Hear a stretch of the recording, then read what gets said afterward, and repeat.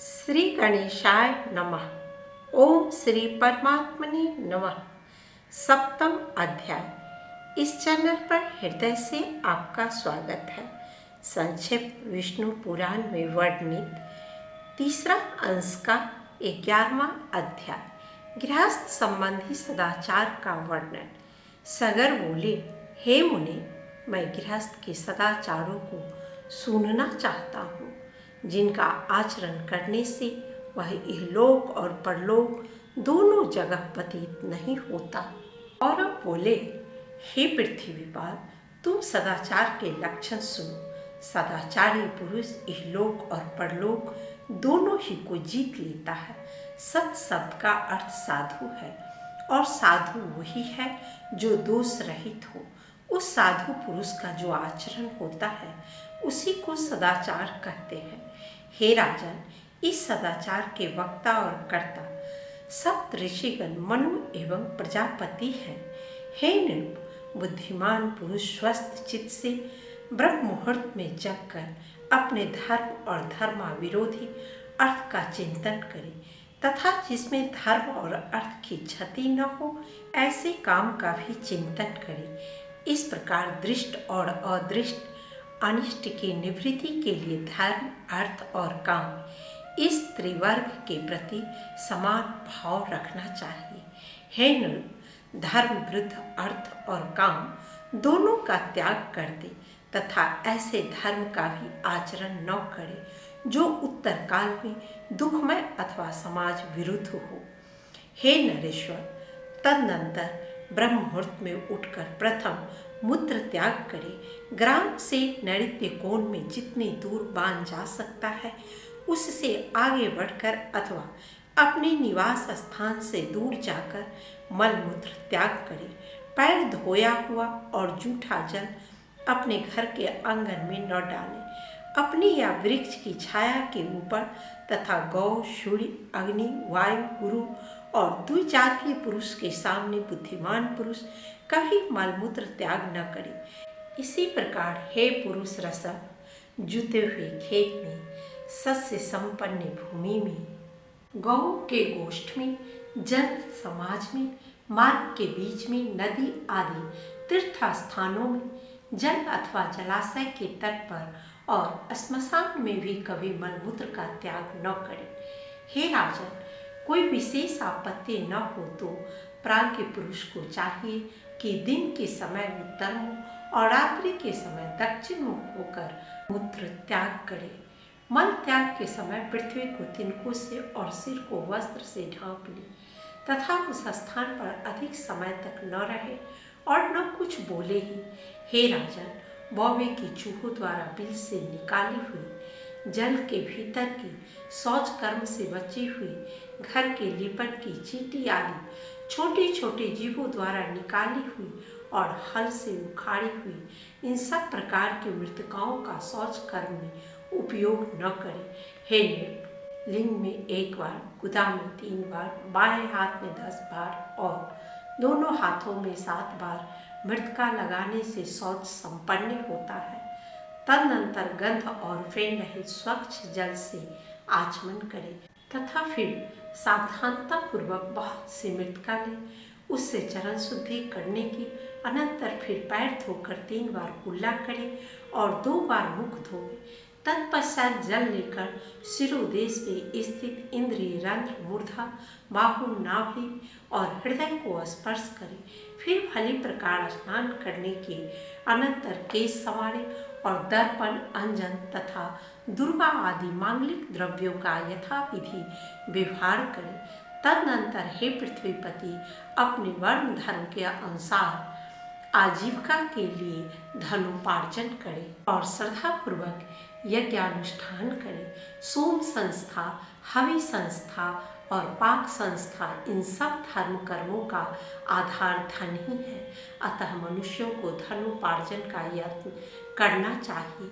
नित्य कर्मों के संपादन के लिए नदी, नद, ताराग, देवालयों की वावड़ी और पर्वतीय झरनों में स्नान करना चाहिए, अथवा कुएं से जल खींचकर उसके पास की भूमि पर स्नान करे और यदि वहाँ भूमि पर स्नान करना संभव न हो तो कुएं से खींचकर लाए हुए जल से घड़े में नहा लें। स्नान करने के अनंतर शुद्ध वस्त्र धारण कर देवता, ऋषिगण और पितृगण का उन्हीं के तीर्थों से तर्पण करें।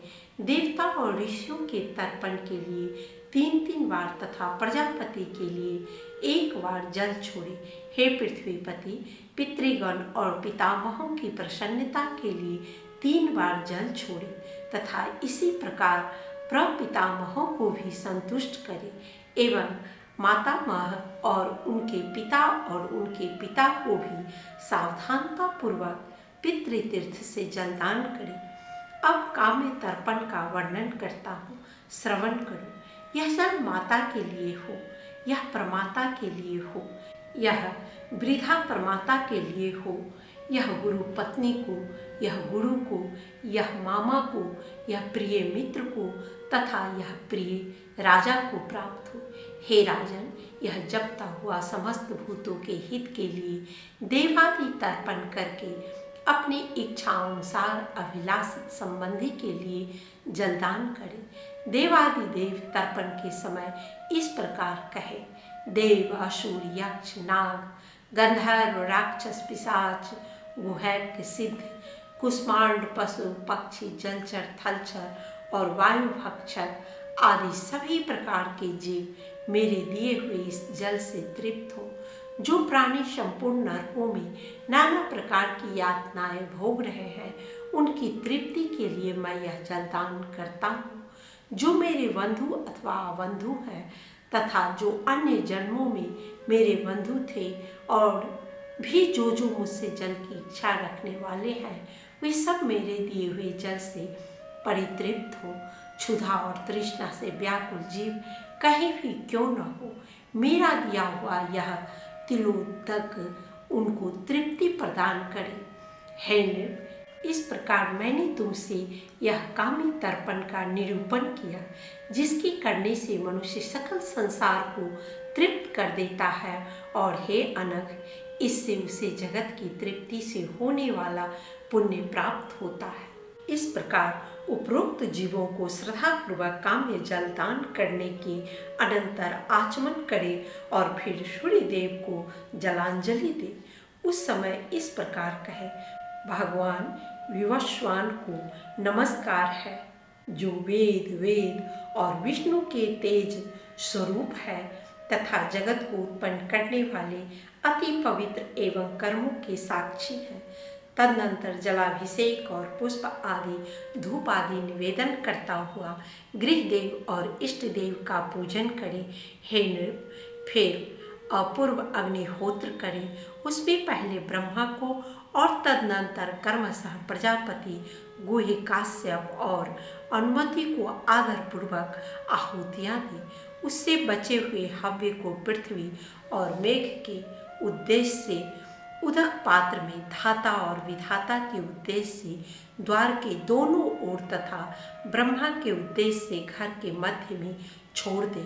हे पुरुष व्याघ्र, अब मैं दिक्पालगण की पूजा का वर्णन करता हूँ, श्रवण करो। बुद्धिमान पुरुष को चाहिए कि पूरब, दक्षिण, पश्चिम और उत्तर दिशाओं में कर्मशः इंद्र, यम, वरुण और चंद्रमा के लिए हुत शिष्ट सामग्री से बलि प्रदान करे।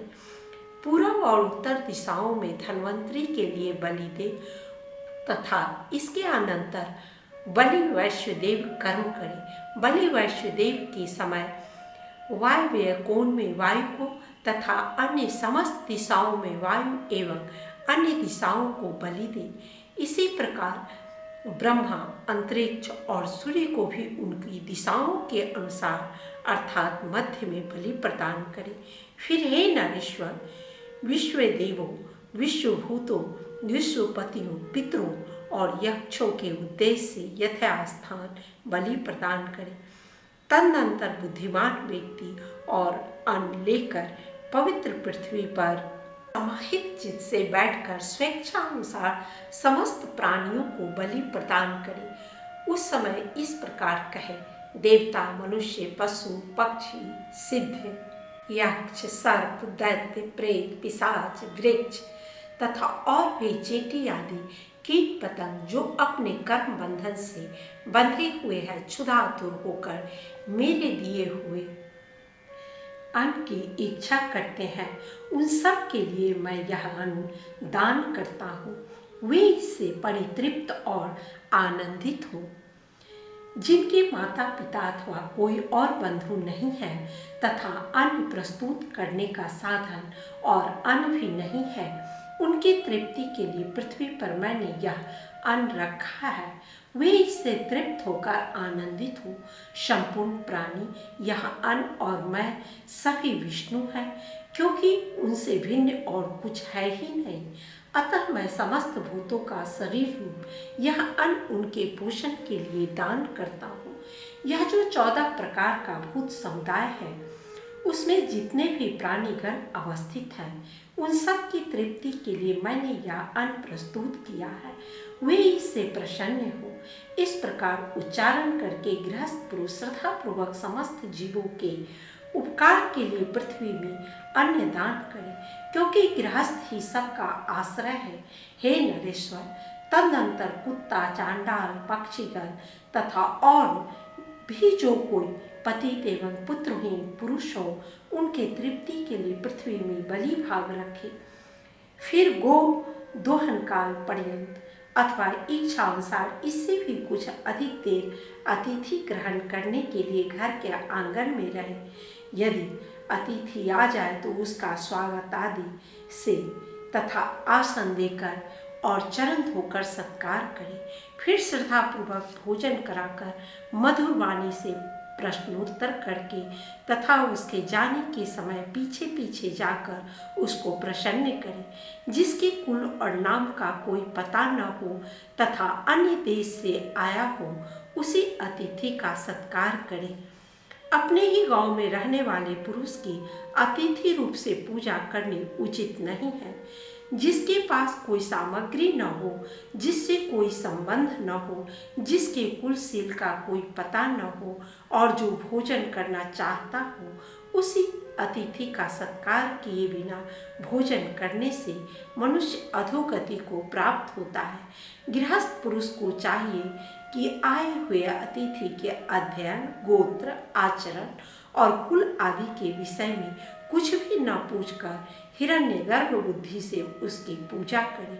हे नृप, अतिथि सत्कार के अनंतर अपने ही देश के एक और 5 यज्ञिक ब्राह्मण को, जिसके आचार और कुल आदि का ज्ञान हो, पितृगण के लिए भोजन करावे।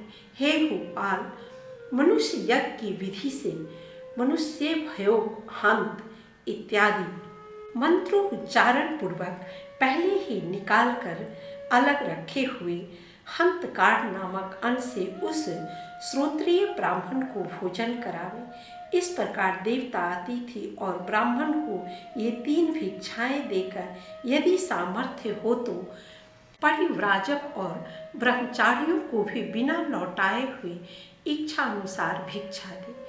3 पहले तथा भिक्षुगण ये 4 अतिथि कहलाते हैं। हे राजन, इन चारों का पूजन करने से मनुष्य समस्त पापों से मुक्त हो जाता है। जिसके घर से अतिथि निराश होकर लौट जाता है, उसे वह अपने पाप देकर उसके शुभ कर्मों को ले जाता है। हे नरेश्वर, धाता, प्रजापति, इंद्र, अग्नि, वसुगण और अर्यमा ये समस्त देवगण अतिथि में प्रविष्ट होकर अन्न भोजन करते हैं। अतः मनुष्य को अतिथि पूजा के लिए निरंतर प्रयत्न करना चाहिए। जो पुरुष अतिथि के बिना भोजन करता है, वह तो केवल पाप ही भोग करता है। तदनंतर गृहस्थ पुरुष पितृगृह में रहने वाली विवाहिता कन्या, दुखिया और गर्भिणी स्त्री तथा वृद्ध और बालकों को संस्कृत अन्न से भोजन कराकर अंत में स्वयं भोजन करे। इन सबको भोजन कराए बिना जो स्वयं भोजन कर लेता है, वह पापमय भोजन करता है और अंत में मरकर नरक में श्लेष्ठ भोजी कीट होता है। जो व्यक्ति स्नान किए बिना भोजन करता है वह मल भक्षण करता है, जब किए बिना भोजन करने वाला रक्त और पूय पान करता है। संस्कारहीन अन्न खाने वाला मूत्रपान करता है तथा जो बालक वृद्ध आदि से पहले आहार करता है वह विष्टाहारी है। इसी प्रकार बिना होम किए भोजन करने वाला मानव कीड़ों को खाता है और बिना दान किए खाने वाला विष भोजी है। अतः हे राजेंद्र, गृहस्थ को जिस प्रकार भोजन करना चाहिए, जिस प्रकार भोजन करने से पुरुष को पाप बंधन नहीं होता तथा इहलोक में अत्यंत आरोग्य, बल बुद्धि की प्राप्ति और अरिष्टों की शांति होती है और जो शत्रु पक्ष का ह्रास करने वाली है, वह भोजन विधि सुनो। गृहस्थ को चाहिए कि स्नान करने के अनंतर यथाविधि देव, ऋषि और पितृगण का तर्पण करके हाथ में उत्तम रत्न धारण किए पवित्रता पूर्वक भोजन करें। हे नृप, जप और अग्निहोत्र के अनंतर शुद्ध वस्त्र धारण कर अतिथि, ब्राह्मण, गुरुजन और अपने आश्रित यानी बालक एवं वृद्धों को भोजन कराकर सुंदर सुगंध युक्त उत्तम पुष्प माला तथा एक ही वस्त्र धारण किए हाथ, पांव और मुंह धोकर प्रीतिपूर्वक भोजन करें। हे राजन, भोजन के समय इधर उधर न देखें। मनुष्यों को चाहिए कि पूरब अथवा उत्तर की ओर मुंह करके अन्य मना न होकर उत्तम और पथ्य अन्न को प्रोक्षण के लिए रखे हुए मंत्रपूत जल से छिड़क कर भोजन करें। जो अन्न दुराचारी व्यक्ति का लाया हुआ हो, घृणाजनक हो अथवा बलि वैश्यदेव आदि संस्कार शून्य हो, उसको ग्रहण न करे। हे द्विज, गृहस्थ पुरुष अपने खाद में से कुछ अंश अपने शिष्य तथा अन्य भूखे प्यासों को देकर उत्तम और शुद्ध पात्र में शांत चित्त से भोजन करे। हे नरेश्वर, किसी वेद आदि के आसन पर रखे हुए पात्र में, अयोग्य स्थान में, असमय में अथवा अत्यंत संकुचित स्थान में कभी भोजन न करे। मनुष्य को चाहिए कि परोसे हुए भोजन का अग्रभाग अग्नि को देकर भोजन करे। हे नृप, जो अन्न मंत्रपुत और प्रशस्त हो तथा जो बासी न हो, उसी को भोजन करे, परंतु फल, मूल और सूखी शाखाओं को तथा बिना पकाए हुए चटनी आदि और गुड़ के पदार्थों के लिए ऐसा नियम नहीं है। हे नरेश्वर, सारहीन पदार्थों को कभी न खाए। हे पृथ्वी पते, विवेकी पुरुष मधु, जल, दही, घी और सत्तू के सिवा और किसी पदार्थ को पूरा न खाए। भोजन एकाग्रचित होकर करे तथा प्रथम मधुरस, फिर लवण और अमल रस तथा अंत में कटु और तीखे पदार्थों को खाए। जो पुरुष पहले द्रव्य पदार्थ को, बीच में कठिन वस्तुओं को तथा अंत में फिर द्रव्य पदार्थ को ही खाता है, वह कभी बल और आरोग्य से हीन नहीं होता। इस प्रकार वाणी का संयम करके अनिषिद्ध भोजन करे, अन्न की निंदा न करे। प्रथम 5 ग्रास अत्यंत मौन होकर ग्रहण करे, उनसे पंच प्राणों की तृप्ति होती है। भोजन के अनंतर भली प्रकार आचमन करे और फिर पूरब एवं उत्तर की ओर मुख करके हाथों को उनके मूल देश तक धोकर विधि पूर्वक आचमन करे। तदंतर स्वस्थ और शांत चित्त से आसन पर बैठकर अपने इष्ट देवों का चिंतन करे और इस प्रकार कहे, प्राण रूप पवन से प्रज्वलित हुआ जठराग्नि आकाश के द्वारा अवकाश युक्त अन्न का परिपाक करे और मेरे शरीर के पार्थिव धातुओं को पुष्ट करे, जिससे मुझे सुख प्राप्त हो। यह अन्न मेरे शरीरस्थ पृथ्वी, जल, अग्नि और वायु का बल बढ़ाने वाला हो और इन चारों तत्वों के रूप में परिणत हुआ यह अन्न ही मुझे निरंतर सुख देने वाला हो।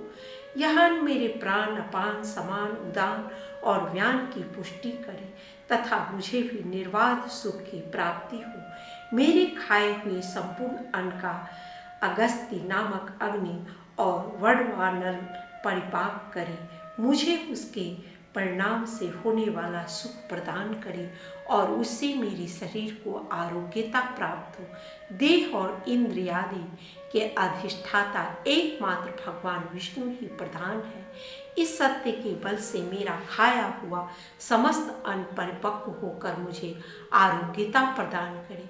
भोजन करने वाला भोज्य अन्न और उसका परिपाक ये सब विष्णु ही है। इस सत्य भावना के बल से मेरा खाया हुआ यह अन्न पच जाए, ऐसा कहकर अपने उदर पर हाथ फेरे और सावधान होकर अधिक श्रम उत्पन्न न करने वाले कार्यों में लग जाए।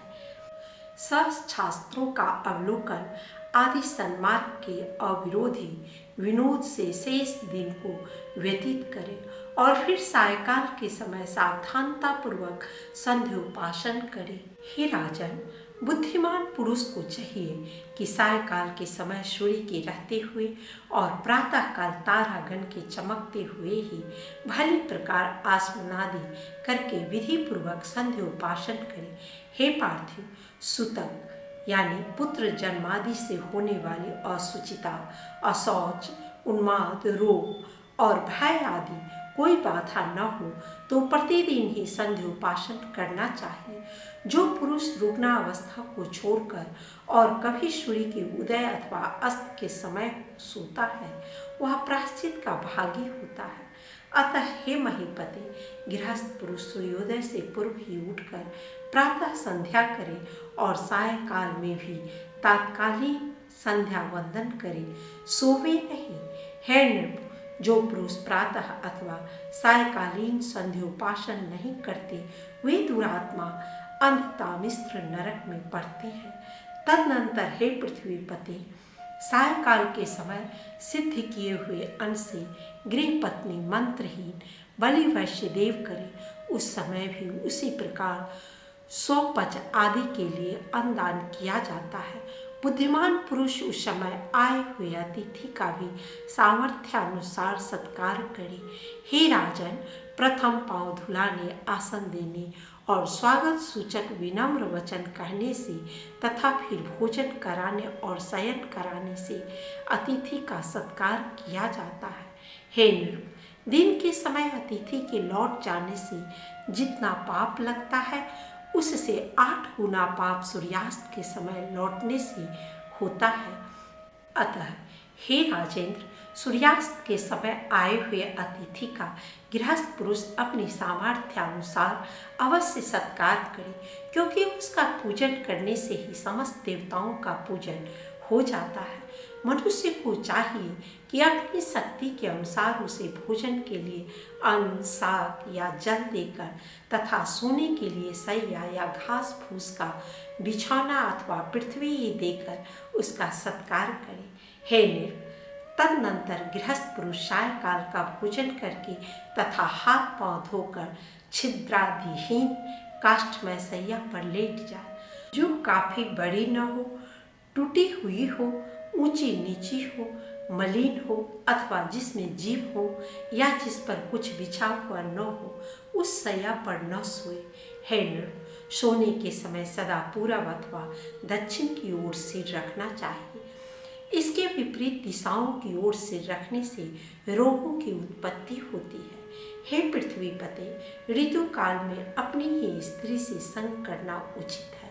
पुलिंग नक्षत्र में युगम और उनमें भी पीछे की रात्रियों में शुभ समय में स्त्री प्रसंग करे, किंतु यदि स्त्री अप्रसन्न, रोगनी, रजस्वला, निर्भिलाषनी, क्रोधिता, दुखनी अथवा गर्भिणी हो तो उसका संग न करे। जो सीधे स्वभाव की न हो, पराभिलाषनी अथवा निर्भिलाषनी हो, क्षुद्धार्ता हो, अधिक भोजन किए हुए हो अथवा पर स्त्री हो, उसके पास न जाए। और यदि अपने में ये दोष हो तो भी स्त्री गमन न करे।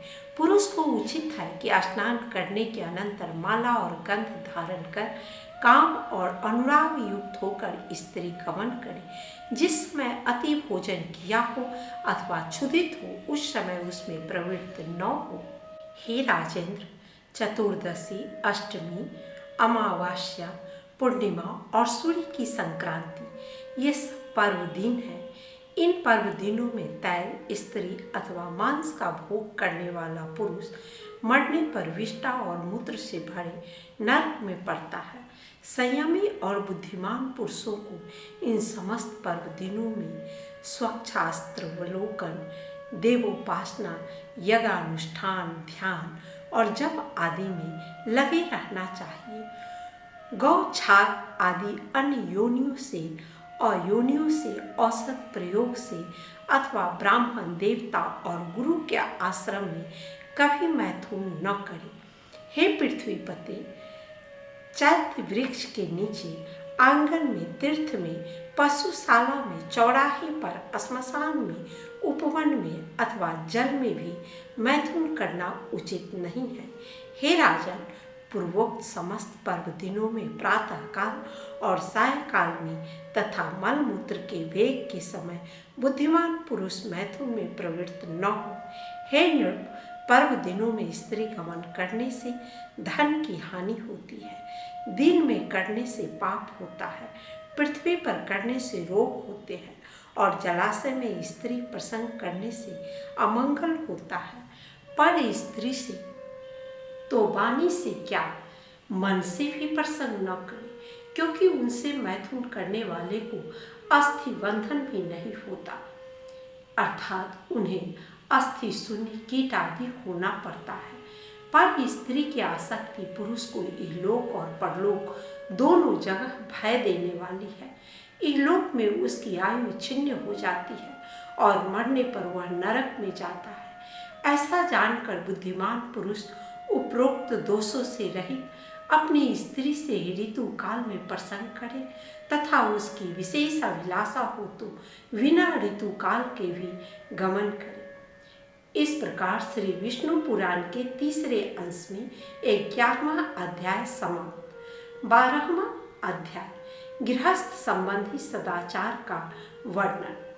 और बोले, गृहस्थ पुरुष को नित्य प्रति देवता, गौ, ब्राह्मण, सिद्धगण, वयोवृद्ध और आचार्य की पूजा करनी चाहिए और दोनों समय संध्या वंदन तथा अग्निहोत्रादि कर्म करने चाहिए। गृहस्थ पुरुष सदा ही संयम पूर्वक रहकर बिना कहीं से कटे हुए 2 वस्त्र, उत्तम औषधियां और गरुड़ रत्न धारण करे। वह केशों को स्वच्छ और चिकना रखे तथा सर्वदा सुगंध युक्त सुंदर वेश और मनोहर श्वेत पुष्प धारण करे। किसी का थोड़ा सा भी धन हरण न करे और थोड़ा सा भी अप्रिय भाषण न करे। जो मिथ्या हो ऐसा प्रिय वचन भी कभी न बोले और न कभी दूसरों के दोषों को ही कहे। हे पुरुष श्रेष्ठ, दूसरों की स्त्री अथवा दूसरों के साथ वैर करने में कभी रुचि न करे। नित्य सवारी में कभी न चढ़े और नदी तीर की छाया का कभी आश्रय न ले। बुद्धिमान पुरुष लोक विदिष्ट, पतित, उन्मत्त और जिसके बहुत से शत्रु हों ऐसे पर पीड़क पुरुषों के साथ तथा उल्टा के स्वामी, क्षुद्र, मिथ्यावादी, अति व्ययशील, निंदा परायण और दुष्ट पुरुषों के साथ कभी मित्रता न करे और न कभी मार्ग में अकेला चले। हे नरेश्वर, जल प्रवाह के वेग में सामने पड़कर स्नान न करे, जलते हुए घर में प्रवेश न करे और वृक्ष की चोटी पर न चढ़े, दांतों को परस्पर न घिसे, नाक को न कुरेदे और मुख को बंद किए हुए जमुहाई न ले और न बंद मुख से खांसे या श्वास छोड़े।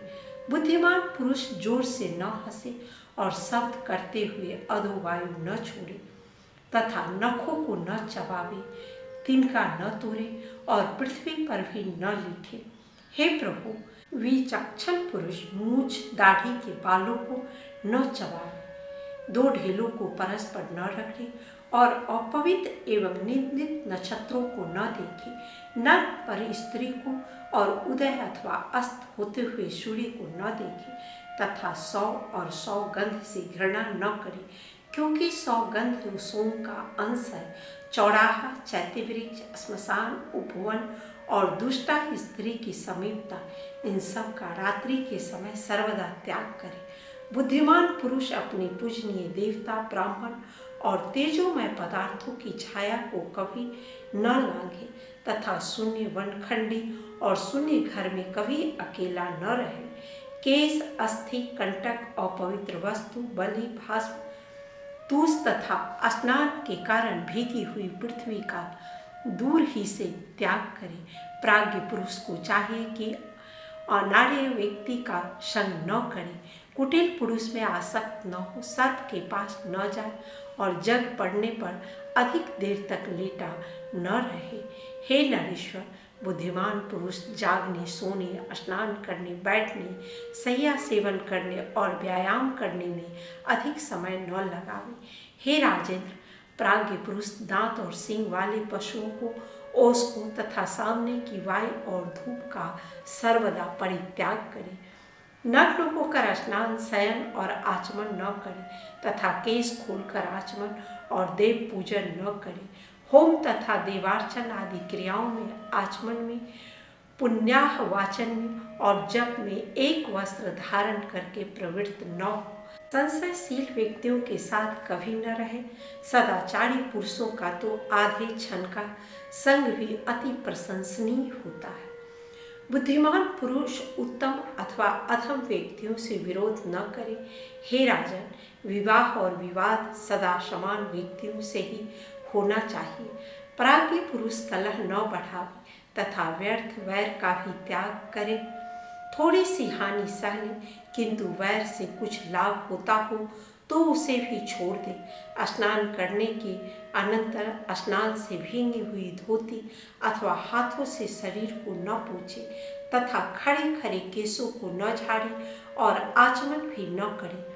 पैर के ऊपर पैर न रखे, गुरुजनों के सामने पैर न फैलावे और धृष्टता पूर्वक उनके सामने कभी उच्चासन पर न बैठे।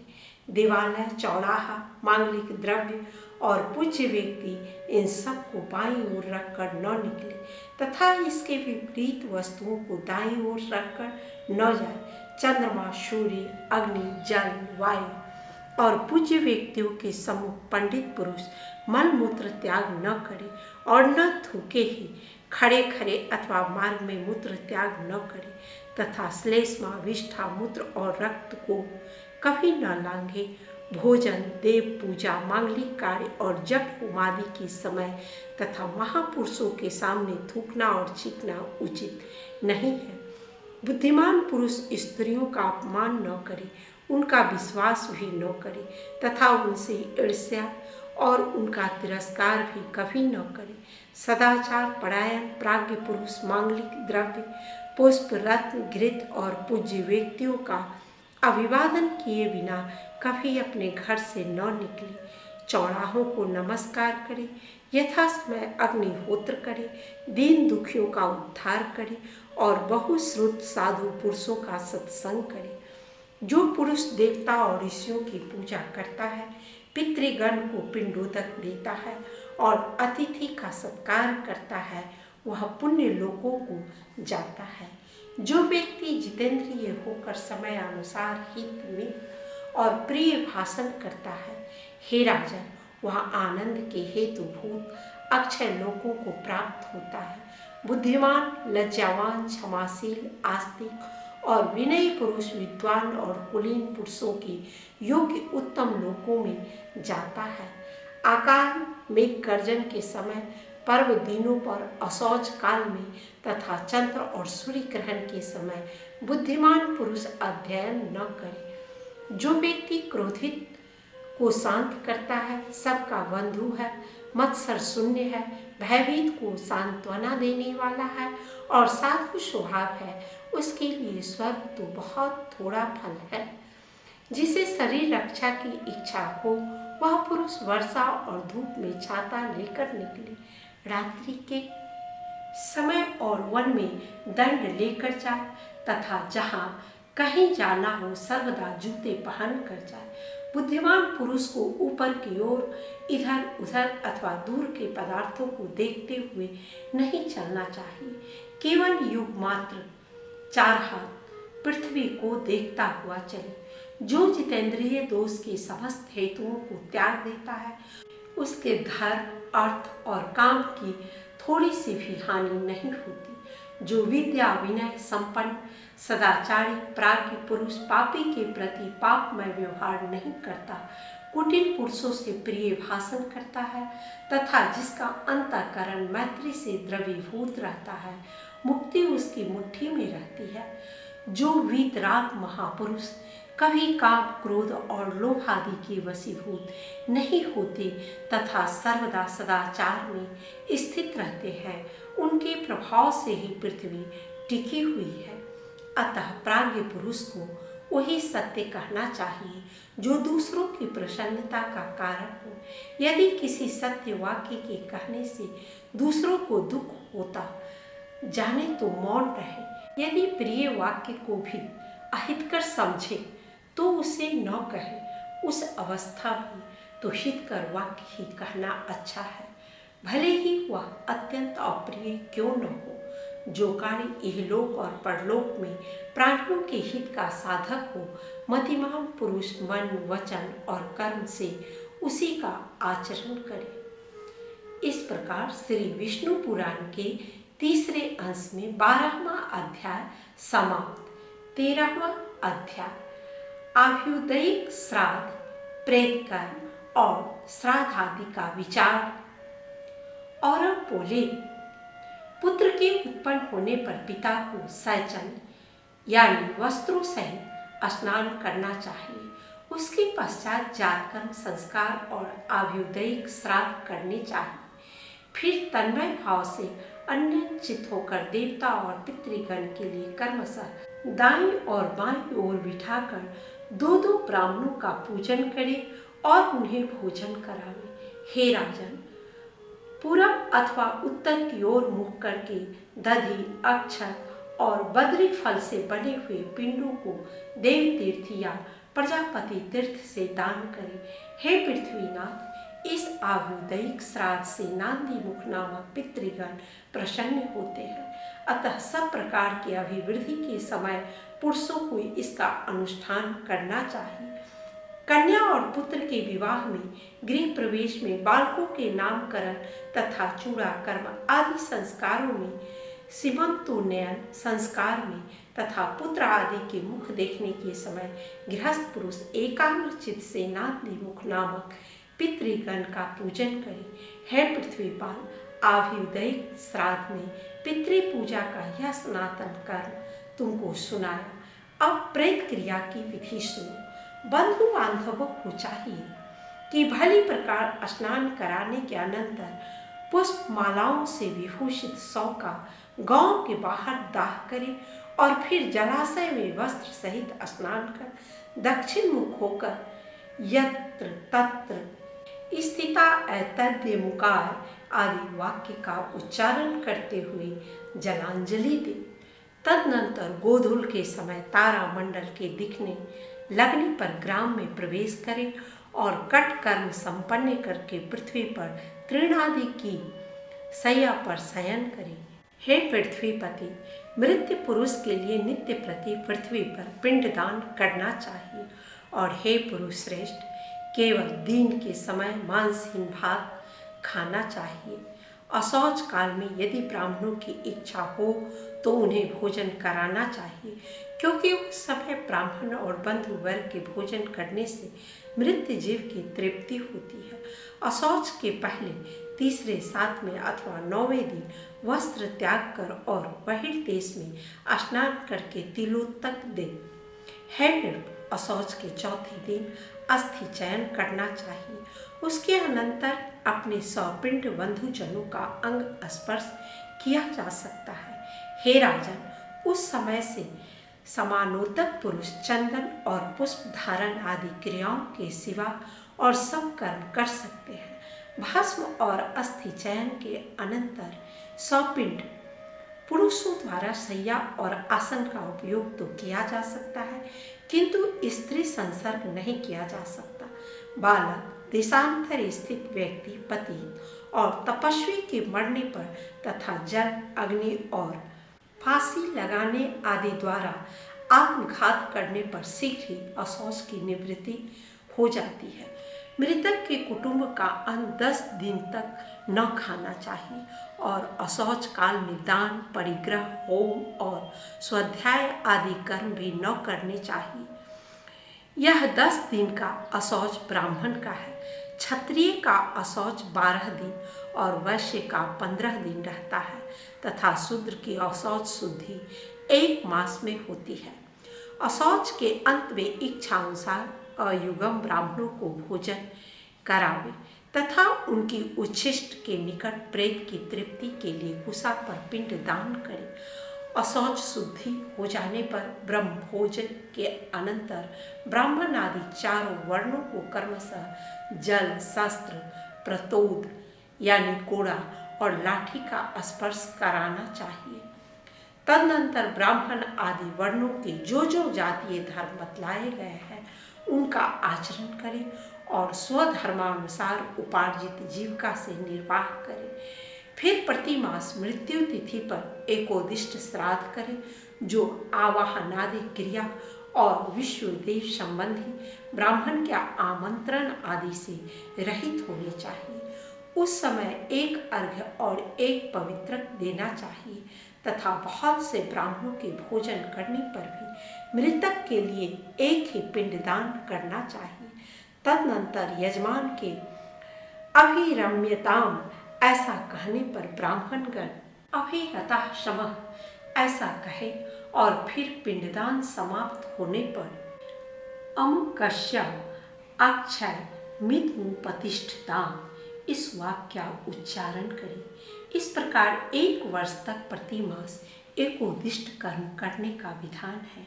हे राजेंद्र, वर्ष के समाप्त होने पर सौपिंडीकरण करें। उसकी विधि सुनो।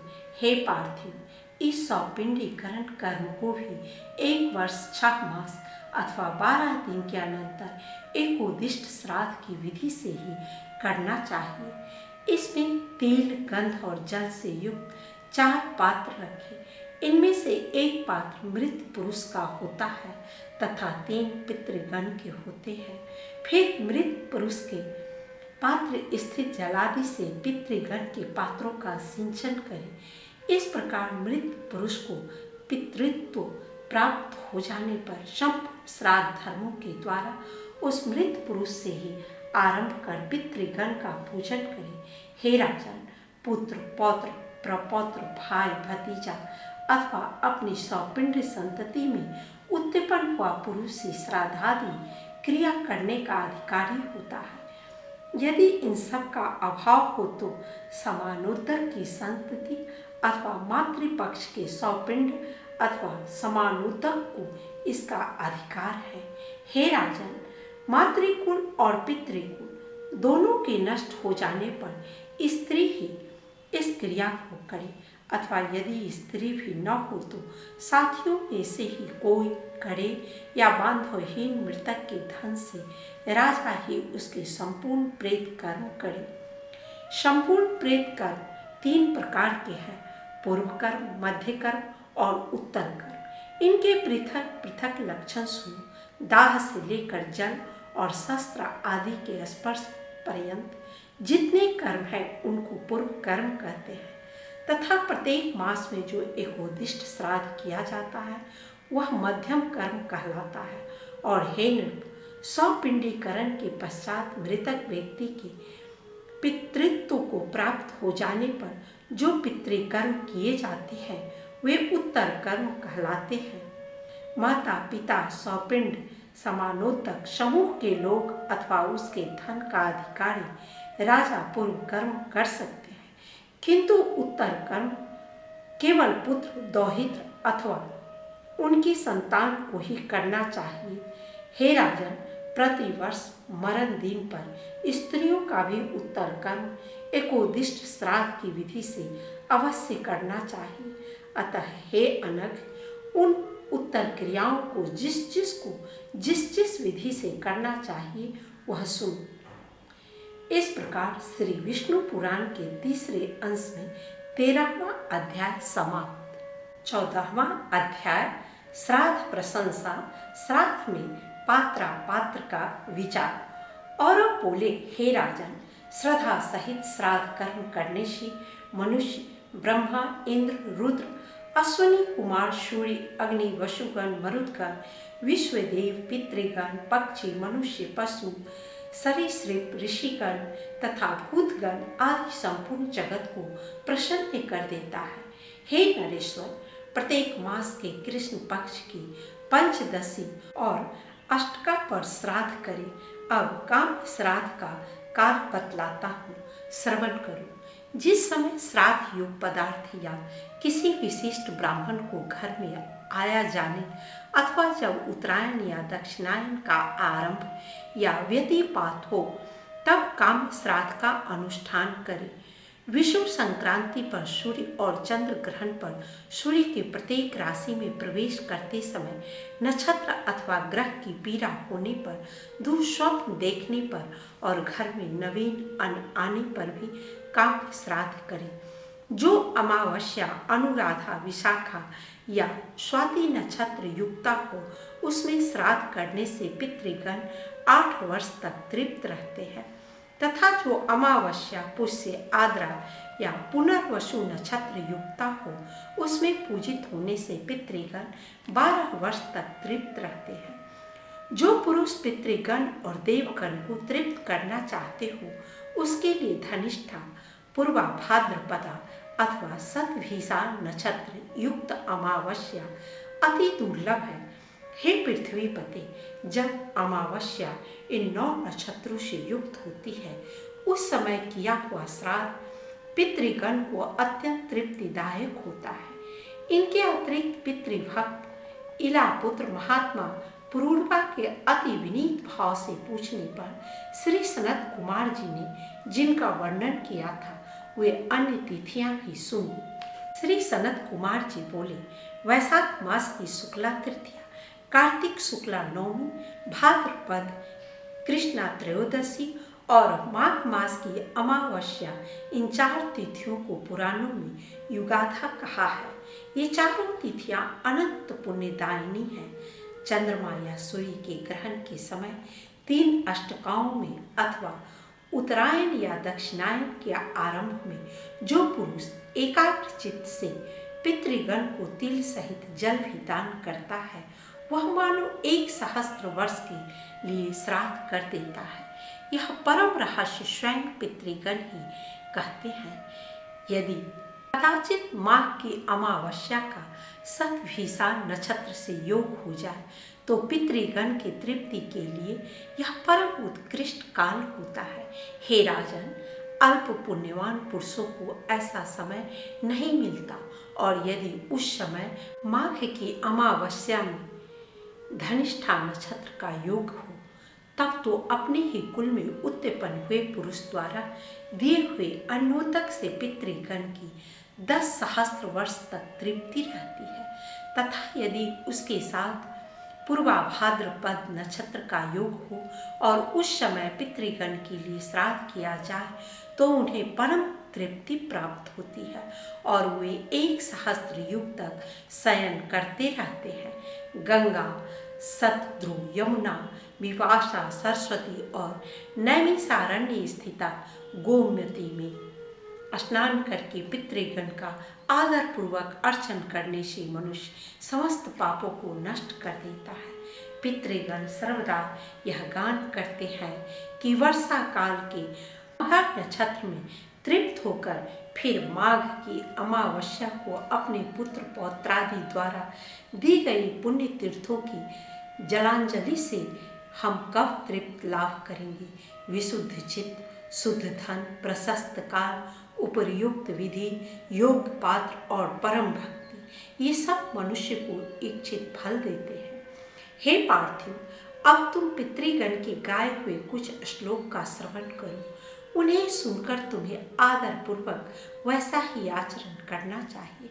पितृगण कहते हैं, हमारे कुल में क्या कोई ऐसा मतिमान धन्य पुरुष उत्पन्न होगा जो वित्त लोलुपता को छोड़कर हमें पिंडदान देगा, जो संपत्ति होने पर हमारे उद्देश्य से ब्राह्मणों को रथ, वस्त्र, यान और संपूर्ण भोग सामग्री देगा, अथवा अन्न, वस्त्र, मात्र वैभव होने से जो श्राद्ध काल में भक्ति विनम्र चित्त से उत्तम ब्राह्मणों को यथाशक्ति अन्न ही भोजन कराएगा, या अन्न दान में भी असमर्थ होने पर जो ब्राह्मण श्रेष्ठों को कच्चा धान्य और थोड़ी सी दक्षिणा ही देगा, और यदि इसमें भी असमर्थ होगा तो किन्हीं दुश्रेष्ठ को प्रणाम कर एक मुट्ठी तिल ही देगा, अथवा हमारे उद्देश्य से पृथ्वी पर भक्ति विनम्र चित्त से 7-8 तिलों से युक्त जलांजलि ही देगा।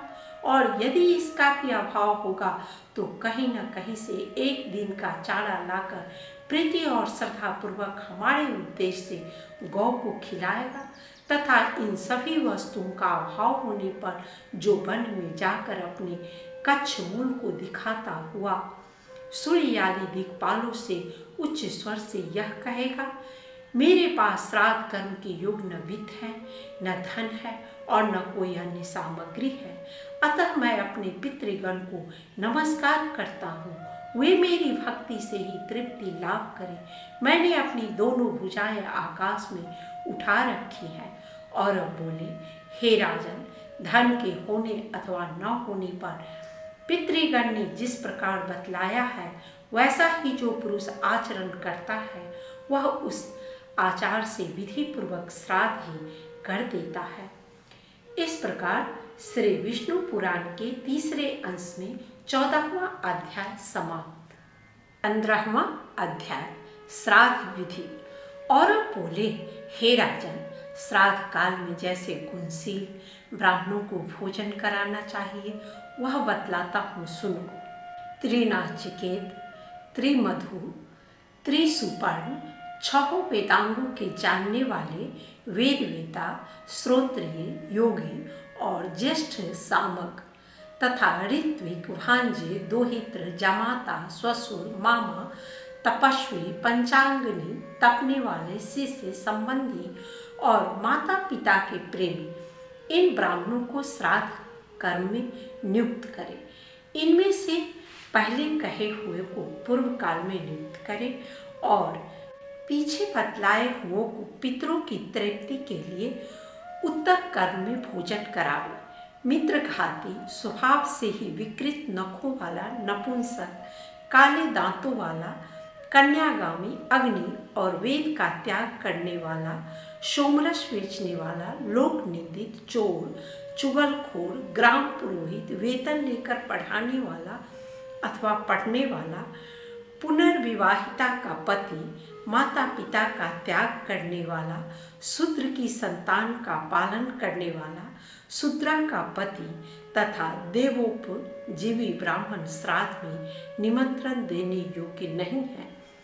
श्राद्ध के पहले दिन बुद्धिमान पुरुष श्रोत्रिय आदि विहित ब्राह्मणों को निमंत्रित करे और उनसे यह कह दे कि आपको पितृ श्राद्ध में और आपको विश्वदेव श्राद्ध में नियुक्त होना है। उन निमंत्रित ब्राह्मणों के सहित श्राद्ध करने वाला पुरुष उस दिन क्रोधादि तथा स्त्री कमन और परिश्रम आदि न करे, क्योंकि श्राद्ध करने में यह महान दोष माना गया है। श्राद्ध में निमंत्रित होकर या भोजन करके अथवा निमंत्रण करके या भोजन कराकर जो पुरुष स्त्री प्रसव करता है वह अपने पितृगणों को मानो वेड़ी के कुंड में डुबोता है। अतः श्राद्ध के प्रथम दिन पहले तो उपरोक्त गुण विशिष्ट द्विश्रेष्ठों को निमंत्रित करें, और यदि उस दिन कोई अनिमंत्रित तपस्वी ब्राह्मण घर आ जाए तो उन्हें भी भोजन करावे। घर आए हुए ब्राह्मणों का पहले पाद शुद्धि आदि से सत्कार करें, फिर हाथ धोकर उन्हें आचमन कराने के अनंतर आसन पर बिठावे। अपनी सामर्थ्यानुसार पितृगण के लिए अयोग्य और देवगण के लिए योग्य ब्राह्मण नियुक्त करें, अथवा दोनों पक्षों के लिए एक एक ब्राह्मण की ही नियुक्ति करें। और इसी प्रकार वैश्वदेव के सहित मातामह श्राद्ध करें, अथवा पितृपक्ष और मातामह पक्ष दोनों के लिए भक्तिपूर्वक एक ही वैश्वदेव श्राद्ध करें। देव पक्ष के ब्राह्मणों को पूर्वाभिमुख बिठाकर और पितृपक्ष तथा मातामह पक्ष के ब्राह्मणों को उत्तर मुख बिठाकर भोजन करावे। हे नृप, कोई तो पितृपक्ष और मातामह पक्ष के श्राद्धों को अलग अलग करने के लिए कहते हैं और कोई महर्षि दोनों का एक साथ एक पाक में ही अनुष्ठान करने के पक्ष में है। विज्ञ व्यक्ति प्रथम निमंत्रित ब्राह्मणों के बैठने के लिए कुसा बिछाकर फिर अर्घ्यदान आदि से विधि पूर्वक पूजा कर उनकी अनुमति से देवताओं का आवाहन करे। तदनंतर श्राद्ध विधि को जानने वाला पुरुष यव मिश्रित जल से देवताओं को अर्घ्य दान करे और उन्हें विधि पूर्वक धूप, दीप, गंध तथा माला आदि निवेदन करे। ये समस्त उपचार पितृगण के लिए अब सभ्य भाव से निवेदन करे और फिर ब्राह्मणों की अनुमति से 2 भागों में बटे हुए कुशाओं का दान करके मंत्रोच्चारण पूर्वक पितृगण का आवाहन करे तथा हे राजन, अब सभ्य भाव से तिलोत्तक से अर्घ्य आदि दे। हे नृप, उस समय यदि कोई भूखा पथिक अतिथि रूप से आ जाए तो निमंत्रित ब्राह्मणों की आज्ञा से उसे भी यथेच्छ भोजन करावे। अनेक अज्ञात स्वरूप योगीगण मनुष्यों के कल्याण की कामना से नाना रूप धारण कर पृथ्वी तल पर विचरते रहते हैं। अतः विज्ञ पुरुष श्राद्ध काल में आए हुए अतिथि का अवश्य सत्कार करें। हे नरेंद्र, उस समय अतिथि का सत्कार न करने से वह श्राद्ध क्रिया के संपूर्ण फल को नष्ट कर देता है। हे पुरुष श्रेष्ठ, तदनंतर उन ब्राह्मणों की आज्ञा से शाक और लवणहीन अन्न से अग्नि में 3 बार आहुति दे। हे राजन, उनमें से अग्नि, कव्य, वाहनाय स्वाहा इस मंत्र से पहली आहुति सोमाय पितृमते स्वाहा, इससे दूसरी और वैवस्वताय स्वाहा इस मंत्र से तीसरी आहुति दे। तदनंतर आहुतियों से बचे हुए अन्न को थोड़ा थोड़ा सब ब्राह्मणों के पात्रों में परोस दे। फिर रुचि के अनुकूल अति संस्कार युक्त मधुर अन्न सबको परोसे और अति मृदुल वाणी से कहे कि आप भोजन कीजिए। ब्राह्मणों को भी तदगत चित्त और मौन होकर प्रसन्न मुख से सुखपूर्वक भोजन करना चाहिए तथा यजमान को क्रोध और उतावलेपन को छोड़कर भक्ति पूर्वक परोसते रहना चाहिए। फिर रक्षोघन मंत्र का पाठ कर श्राद्ध भूमि पर तिल छिड़के तथा अपने पितृ रूप से उन द्विश्रेष्ठों का ही चिंतन करे और कहे कि इन ब्राह्मणों के शरीरों में स्थित मेरे पिता, पितामह और प्रपितामह आदि आज तृप्ति लाभ करे। होम द्वारा सबल होकर मेरे पिता, पितामह और प्रपितामह आज तृप्ति लाभ करे। मैंने जो पृथ्वी पर पिंडदान किया है उससे मेरे पिता, पितामह और प्रपितामह तृप्ति लाभ करे। श्राद्ध रूप से कुछ भी निवेदन न कर सकने के कारण मैंने भक्ति पूर्वक जो कुछ कहा है उस मेरे भक्ति भाव से ही मेरे पिता, पितामह और प्रपितामह तृप्ति लाभ करे। मेरे मातामह यानी नाना, उनके पिता और उनके भी पिता और विश्व देवगण परम तृप्ति लाभ करे तथा समस्त राक्षसगण नष्ट हो। यहाँ समस्त हव्य काव्य के भोक्ता यज्ञेश्वर भगवान हरि विराजमान है। अतः उनकी सन्निधि के कारण समस्त राक्षस और असुरगण यहाँ से तुरंत भाग जाए। तदनंतर ब्राह्मणों के तृप्त हो जाने पर थोड़ा सा अन्न पृथ्वी पर डालें और आचमन के लिए उन्हें एक एक बार और जल दें। फिर भली प्रकार तृप्त हुए उन ब्राह्मणों की आज्ञा होने पर समाहित चित्त से पृथ्वी पर अन्न और तिल के पिंड दान करें और पितृतीर्थ से तिलयुक्त जलांजलि दे तथा मातामह आदि को भी उस पितृतीर्थ से ही पिंडदान करें। ब्राह्मणों के उच्छिष्ट के निकट दक्षिण की ओर अग्रभाग करके बिछाए हुए कुशाओं पर पहले अपने पिता के लिए पुष्प धूपादि से पूजित पिंडदान करें। तत्पश्चात एक पिंड पितामह के लिए और एक प्रपितामह के लिए दे। और फिर कुशाओं के मूल में हाथ में लगे अन्न को पोंछकर लेप भाग भुजस्य तृप्यंताम ऐसा उच्चारण करते हुए लेप भोजी पितृगण को तृप्त करे। इसी प्रकार गंध और मालादि युक्त पिंडों से मातामह आदि का पूजन कर फिर द्विश्रेष्ठों को आचमन करावे।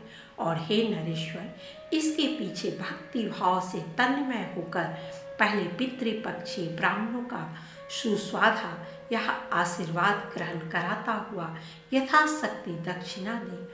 फिर वैश्वदेवी ब्राह्मणों के निकट जा उन्हें दक्षिणा देकर कहे कि इस दक्षिणा से विश्वदेवगण प्रसन्न हो। उन ब्राह्मणों के तथास्तु कहने पर उनसे आशीर्वाद के लिए प्रार्थना करे और फिर पहले पितृपक्ष के और पीछे देव पक्ष के ब्राह्मणों को विदा करे। विश्वदेवगण के सहित मातामह आदि के श्राद्ध में भी ब्राह्मण भोजन, दान और विसर्जन आदि की यही विधि बतलाई गई है।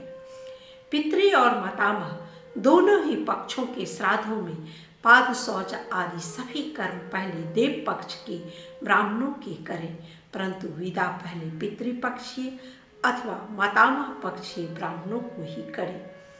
तदनंतर प्रीति वचन और सम्मान पूर्वक ब्राह्मणों को विदा करें और उनके जाने के समय द्वार तक उनके पीछे पीछे जाए तथा जब वे आज्ञा दे तो लौट आवे। फिर विज्ञ पुरुष वैश्वदेव नामक नित्य कर्म करे और अपने पूज्य पुरुष बंधुजन तथा भृत्यगण के सहित स्वयं भोजन करे। बुद्धिमान पुरुष इस प्रकार पैत्र और मातामह श्राद्ध का अनुष्ठान करे। श्राद्ध से तृप्त होकर पितृगण समस्त कामनाओं को पूर्ण कर देते हैं। दौहित्र यानी लड़की का लड़का, कुतब यानी दिन का 8वां मुहूर्त और तिल, ये 3 तथा चांदी का दान, उसकी बातचीत करना, ये सब श्राद्ध काल में पवित्र माने गए हैं। हे राजेंद्र, श्राद्धकर्ता के लिए क्रोध, मार्गगमन और उतावलापन ये 3 बातें वर्जित हैं तथा श्राद्ध में भोजन करने वालों को भी इन तीनों का करना उचित नहीं है। हे राजन, श्राद्ध करने वाले पुरुष से विश्वदेवगण, पितृगण, मातामह तथा कुटुंबीजन सभी संतुष्ट रहते हैं। हे भूपाल, पितृगण का आधार चंद्रमा है और चंद्रमा का आधार योग है, इसलिए श्राद्ध में योगी जन को नियुक्त करना अति उत्तम है। हे राजन, यदि श्राद्ध भोजी 1,000 ब्राह्मणों के सम्मुख एक योगी भी हो तो यह यजमान के सहित उन सब का उद्धार कर देता है।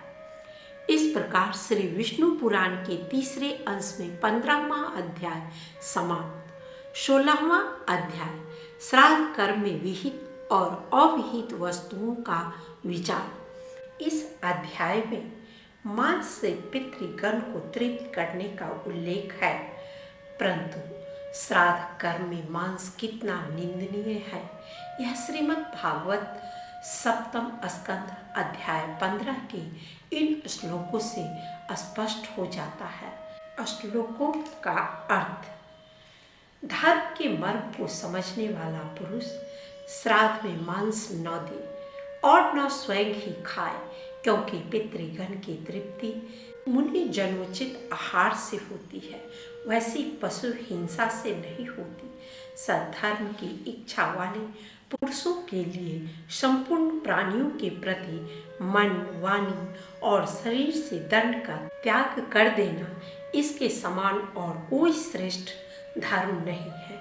पुरुष को द्रव्य यज्ञ से यजन करते देखकर जीव डरते हैं कि यह अपने ही प्राणों का पोषण करने वाला निर्दय अज्ञानी मुझे अवश्य मार डालेगा। और अब बोले, हे पृथ्वीपति, जो पुरुष गया में जाकर श्राद्ध करता है उसका पितृगण को तृप्ति देने वाला वह जन्म सफल हो जाता है। हे पुरुष श्रेष्ठ, देवधान्य, निवार और श्याम तथा श्वेत वर्ण के श्यामा का यानी सांवा, एवं प्रधान प्रधान वनौषधियों श्राद्ध के उपयुक्त द्रव्य हैं। जौ, कांकनी, मूंग, गेहूं, धान, तिल, मटर, कचनार और सरसों, इन सब का श्राद्ध में होना अच्छा है। हे राजेश्वर, जिस अन्न से नवान यज्ञ न किया गया हो तथा बड़े उड़द, छोटे उड़द, मसूर, कद्दू, गाजर, प्याज, सलजम, गंधारक, बिना तूस के गिरे हुए धान्य का आटा, ऊसर भूमि में उत्पन्न हुआ लवण, हींग आदि कुछ कुछ लाल रंग की वस्तुएं, प्रत्यक्ष लवण और कुछ अन्य वस्तुएं जिनका शास्त्र में विधान नहीं है, श्राद्ध कर्म में त्याज्य है। हे राजन, जो रात्रि के समय लाया गया हो, अप्रतिष्ठित जलाशय हो जिसमें गौ तृप्त न हो सकती हो, ऐसे गड्ढे का अथवा दुर्गंध या फेन युक्त जल श्राद्ध के योग्य नहीं होता। एक खुर वालों का, उटनी का, भेड़ का, मृगी का तथा भैंस का दूध श्राद्ध कर्म में काम में न लें।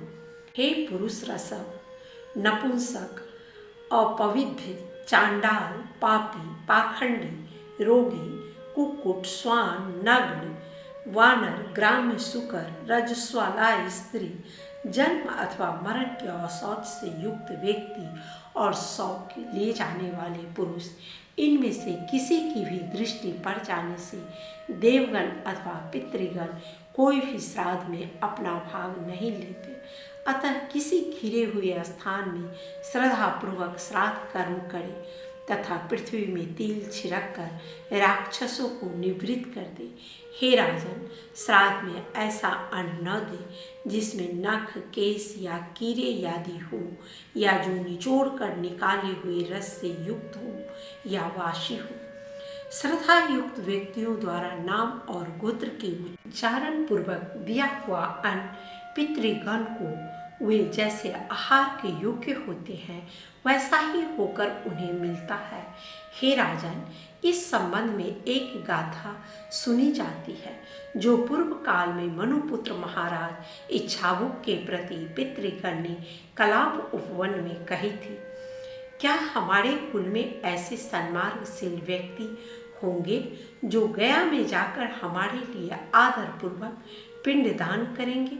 क्या हमारे कुल में कोई ऐसा पुरुष होगा जो वर्षा काल की माघा नक्षत्र युक्त त्रयोदशी को हमारे उद्देश्य से मधु और घृत युक्त पायस का दान करेगा, अथवा गौरी कन्या से विवाह करेगा, नीला वृषभ छोड़ेगा या दक्षिणा सहित विधि पूर्वक अश्वमेध यज्ञ करेगा?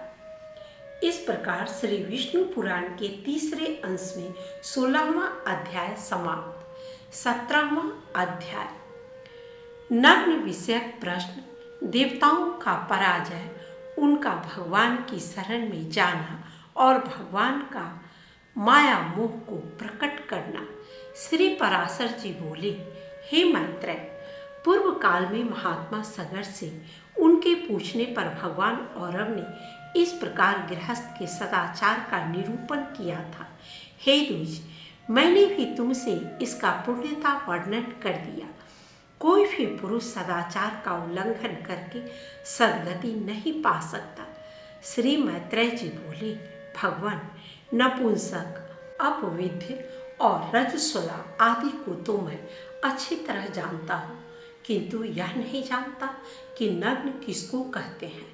अतः इस समय मैं नग्न के विषय में जानना चाहता हूँ।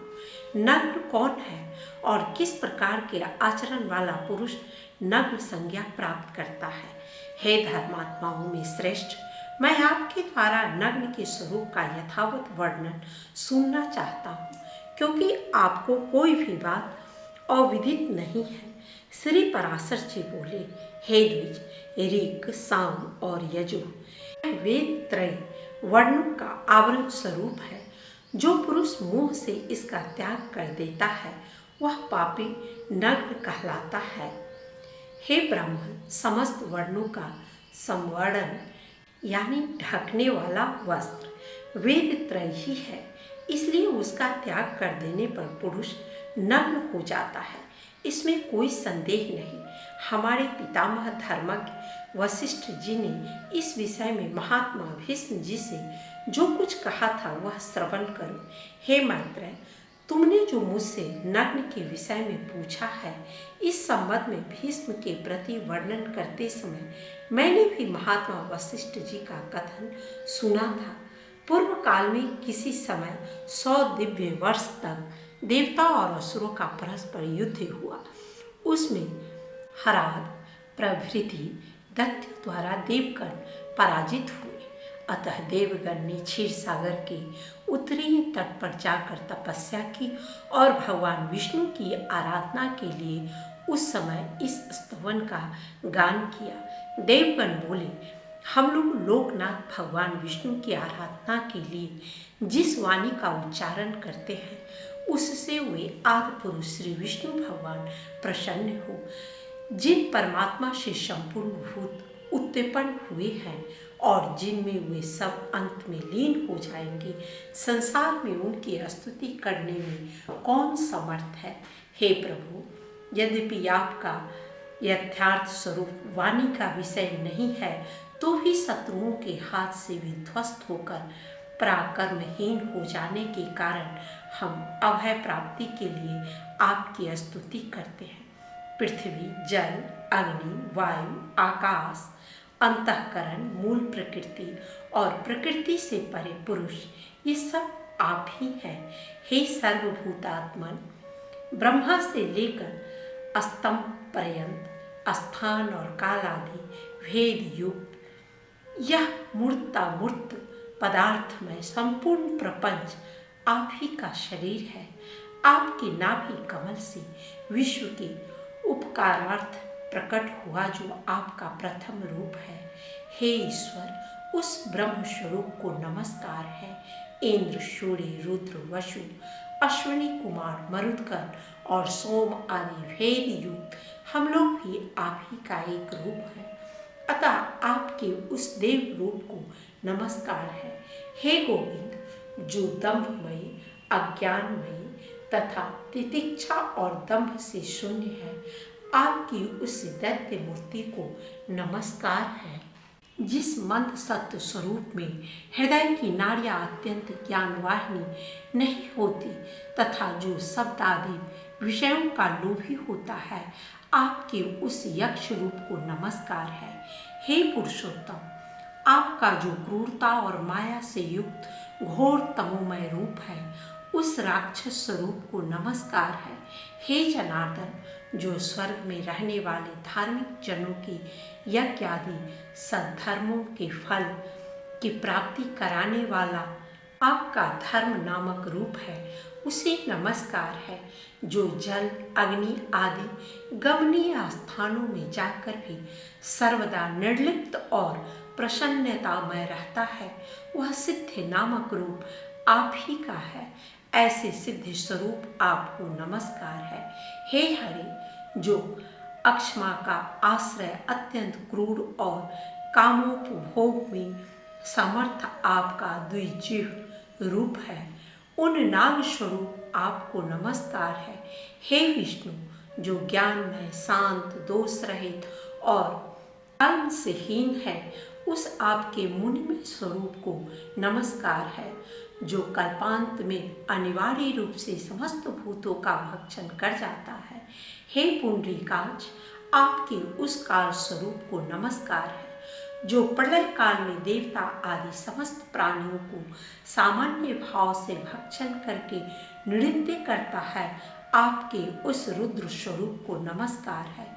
रजोगुण की प्रवृत्ति के कारण जो कर्मों का कारण रूप है, हे जनार्दन, आपके उस मनुष्यात्मक स्वरूप को नमस्कार है। हे सर्वात्मन, जो 28 वध युक्त तमोमय और उन्मार्गामी है, आपके उस पशु रूप को नमस्कार है। जो जगत की स्थिति का साधन और यज्ञ का अंगभूत है तथा वृक्ष, लता, गुण, विरुद्ध, तृण और गिरि इन 6 वेदों से युक्त है, उन मुख्य रूप आपको नमस्कार है। त्रियक मनुष्य तथा देवता आदि प्राणी, आकाश आदि पंचभूत और शब्द आदि उनके गुण, ये सब सबके आदिभूत आप ही के रूप है। अतः आप सर्वात्मा को नमस्कार है।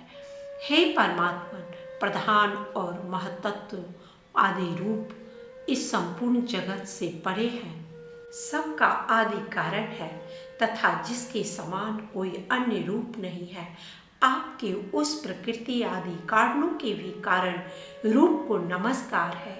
हे भगवान, जो शुक्ल आदि रूप से, दीर्घता आदि परिमाण से तथा घनता आदि गुणों से रहित है, इस प्रकार जो समस्त विशेषणों का अविषय है तथा परम ऋषियों का दर्शनीय एवं शुद्धाति शुद्ध है, आपके उस स्वरूप को हम नमस्कार करते हैं, जो हमारे शरीरों में, अन्य प्राणियों के शरीरों में तथा समस्त वस्तुओं में वर्तमान है, अजन्मा और अविनाशी है तथा जिससे अतिरिक्त और कोई भी नहीं है।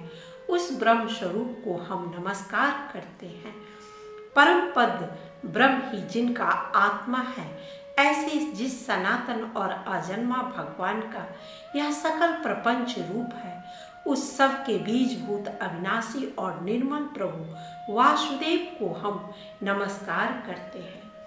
श्री पराशर जी बोले, हे मैत्रेय, स्तोत्र के समाप्त हो जाने पर देवताओं ने परमात्मा श्री हरि को हाथ में शंख, चक्र और गदा लिए तथा गरुड़ पर आरूढ़ हुए अपने सम्मुख विराजमान देखा। उन्हें देखकर समस्त देवताओं ने प्रणाम करने के अनंतर उनसे कहा, हे नाथ, प्रसन्न होइए और हम शरणागतों की दैत्यों से रक्षा कीजिए। हे परमेश्वर, हराद प्रभृति दैत्य करने ब्रह्मा जी की आज्ञा का भी उल्लंघन कर हमारे और त्रिलोकी के यज्ञ भागों का अपहरण कर लिया है। यद्यपि हम और वे सर्वभूत आप ही के अंशज हैं, तथापि अविद्यावश हम जगत को परस्पर भिन्न भिन्न देखते हैं।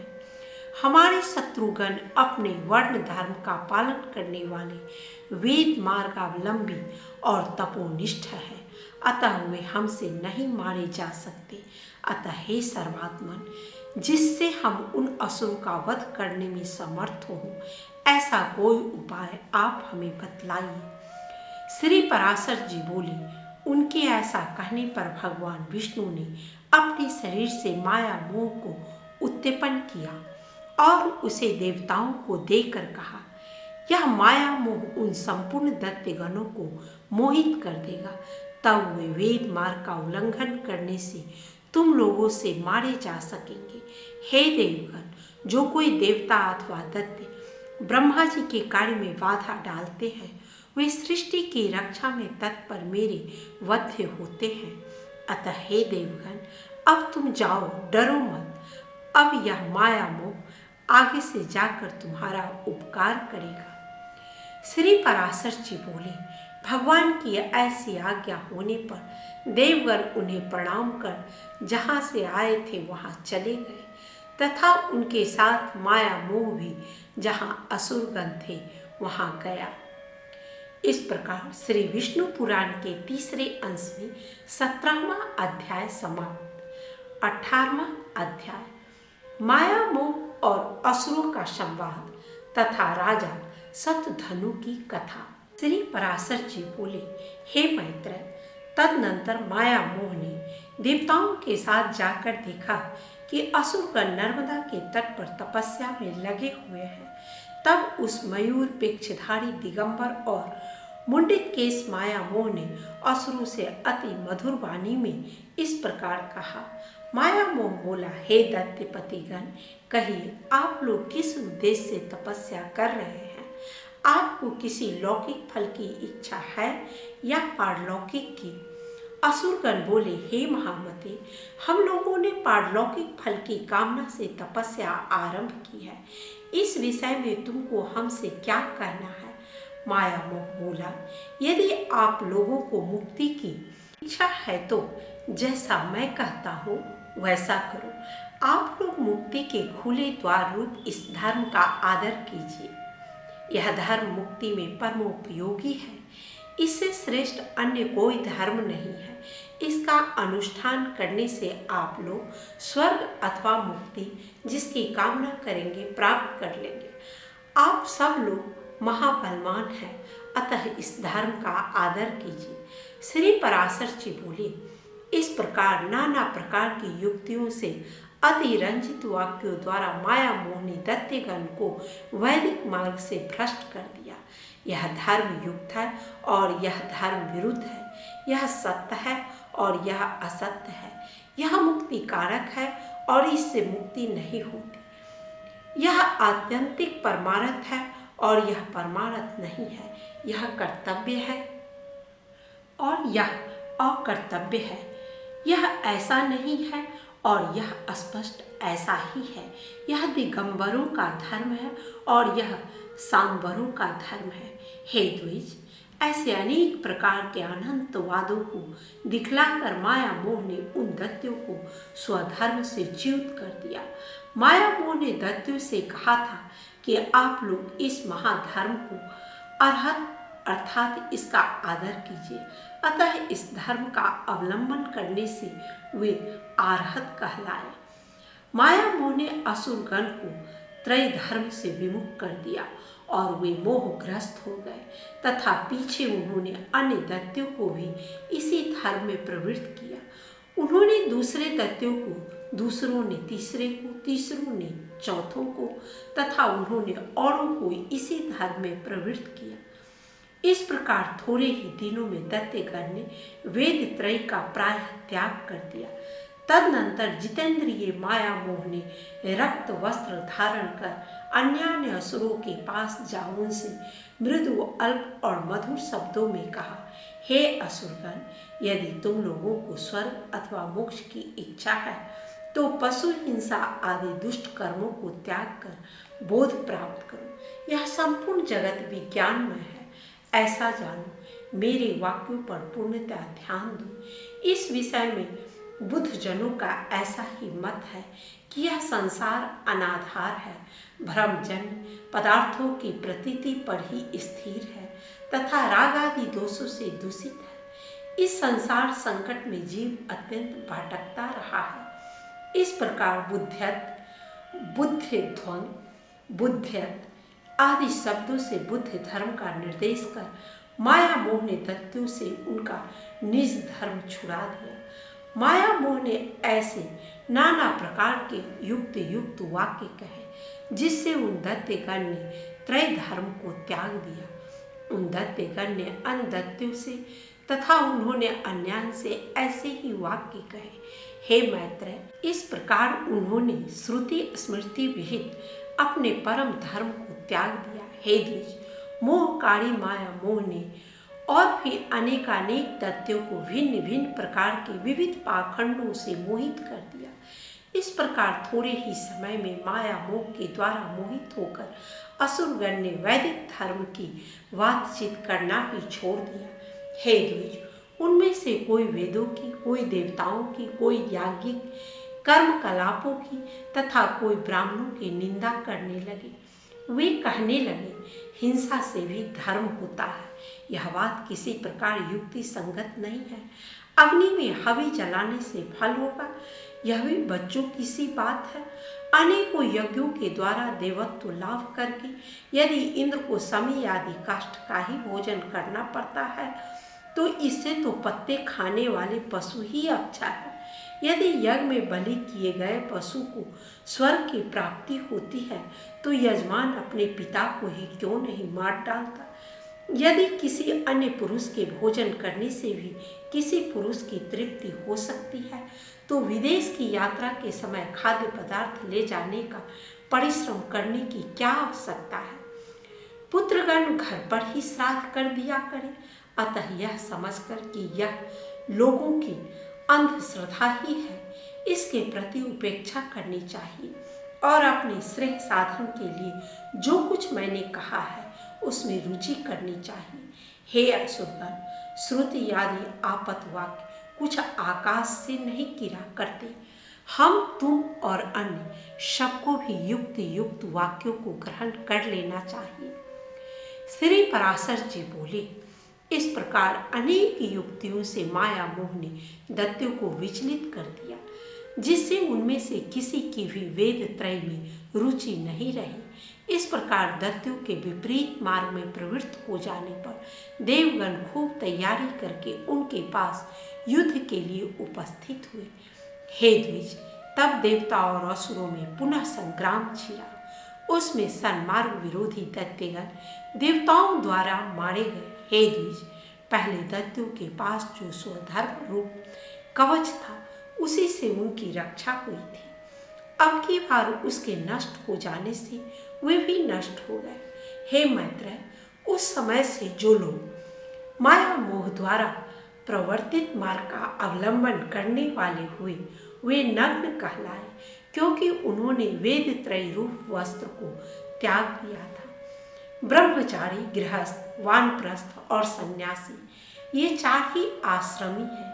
इनके अतिरिक्त 5वां आश्रमी और कोई नहीं है।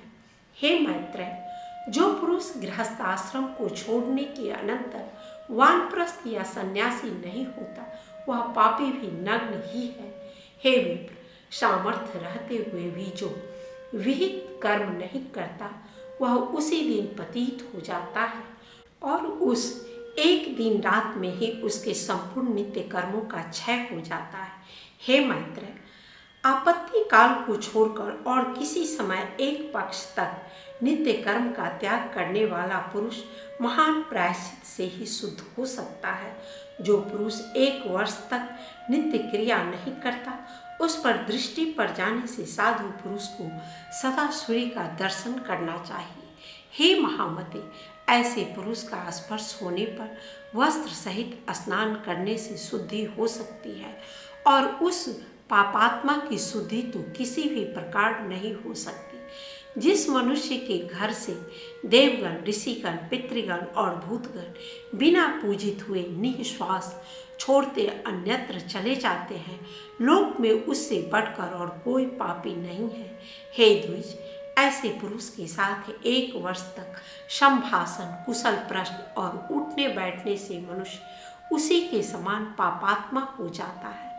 जिसका शरीर अथवा गृह देवता आदि से निश्वास से निहित है, उसके साथ अपने गृह, आसन और वस्त्र आदि को न मिलावे। जो पुरुष उसके घर में भोजन करता है, उसका आसन ग्रहण करता है अथवा उसके साथ ही एक ही शैया पर शयन करता है, वह शीघ्र ही उसी के समान हो जाता है। जो मनुष्य देवता, पितर, भूतगण और अतिथियों का पूजन किए बिना स्वयं भोजन करता है, वह पापमय भोजन करता है, उसकी शुभ गति नहीं हो सकती। जो ब्रह्मचारी वर्ण स्वधर्म को छोड़कर पर धर्मों में प्रवृत्त होते हैं अथवा हीन वृत्ति का अवलंबन करते हैं, वे नग्न कहलाते हैं। हे मैत्रेय, जिस स्थान में 4 वर्णों का अत्यंत मिश्रण हो, उसमें रहने से पुरुष की साधु वृत्तियों का क्षय हो जाता है। जो पुरुष ऋषि, देव, पितृ, भूत और अतिथिगण का पूजन किए बिना भोजन करता है, उससे संभाषण करने से भी लोग नरक में पड़ते हैं। अतः वेद त्रय के त्याग से दूषित इन नग्नों के साथ प्राज्ञ पुरुष सर्वदा संभाषण और स्पर्श आदि का भी त्याग कर दे। यदि इनकी दृष्टि पड़ जाए तो श्रद्धावान पुरुषों का यत्न पूर्वक किया हुआ श्राद्ध देवता अथवा पितृ पितामह गण की तृप्ति नहीं कराता। सुना जाता है, पूर्व काल में पृथ्वी तल पर शतधनु नाम से विख्यात एक राजा था। उसकी पत्नी सभ्या अत्यंत धर्मपरायण थी। वह महाभागा, पतिव्रता, सत्य, शौच और दया से युक्त तथा विनय और नीति आदि संपूर्ण सुलक्षणों से संपन्न थी। उस महारानी के साथ राजा शतधनु ने परम समाधि द्वारा सर्वव्यापक देव श्री जनार्दन की आराधना की। वे प्रतिदिन तन्मय होकर अन्य भाव से होम, जप, दान, उपास और पूजन आदि द्वारा भगवान की भक्ति पूर्वक आराधना करने लगे। हे द्विज, एक दिन कार्तिकी पूर्णिमा को उपास कर उन दोनों पति पत्नियों ने श्री गंगा जी में एक साथ ही स्नान करने की अनंतर बाहर आने पर एक पाखंडी को सामने आता देखा। यह ब्राह्मण उस महात्मा राजा के धनुर्वेदाचार्य का मित्र था, अतः आचार्य के गौरववश राजा ने भी उससे मित्रवत व्यवहार किया, किंतु उसकी पतिव्रता पत्नी ने उसका कुछ भी आदर नहीं किया। वह मौन रही और यह सोचकर कि मैं उपोषिता हूँ, उसे देखकर सूर्य का दर्शन किया। हे द्विजोत्तम, फिर उन स्त्री पुरुषों ने यथारीति आकर भगवान विष्णु की पूजा आदि संपूर्ण कर्म विधि पूर्वक किए। कालांतर में वह शत्रुजित राजा मर गया।